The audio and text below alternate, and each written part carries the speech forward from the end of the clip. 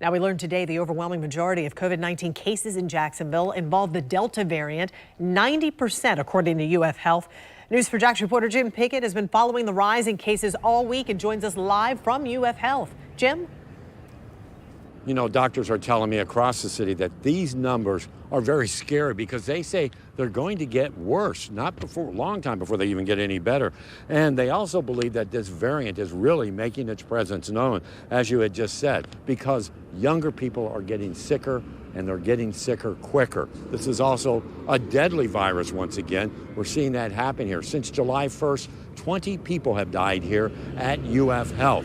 Also, this is also causing problems with staff as they are having some problems keeping people here in order to take care of the sick.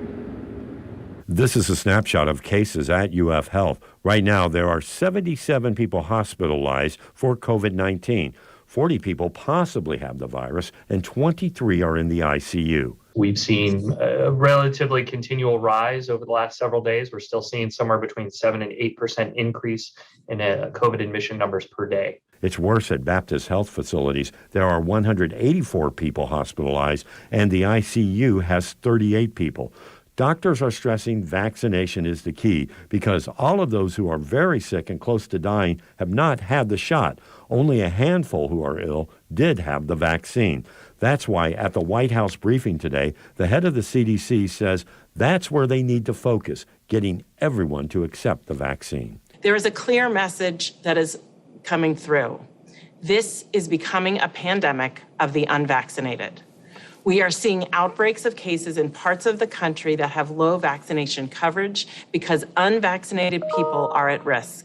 And communities that are fully vaccinated are generally faring well. That's the goal here in St. Mary's, Georgia. Today, the Georgia Department of Health opened this clinic. The reason, in the past 3 weeks, the transmission rate and those testing positive for the virus in Camden County has tripled. Today, there were some that showed up for the shot. One mother told us off camera that it was important to get her older kids vaccinated for school.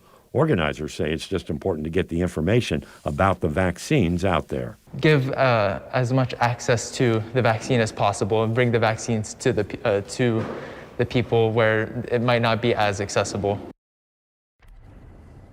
You know, when I was talking a little bit about the health and the staff here at UF Health, one concern is because only 50% of hospital workers have been vaccinated. But we do have some kind of glimmer of hope, at least we're told, that it appears that more people are beginning to get that vaccine now. I think in Jacksonville now we're up to 49% vaccination rate. It's a little bit better than the week before. For now, we're live at UF Health. Jim Pickett, Channel 4, the local station.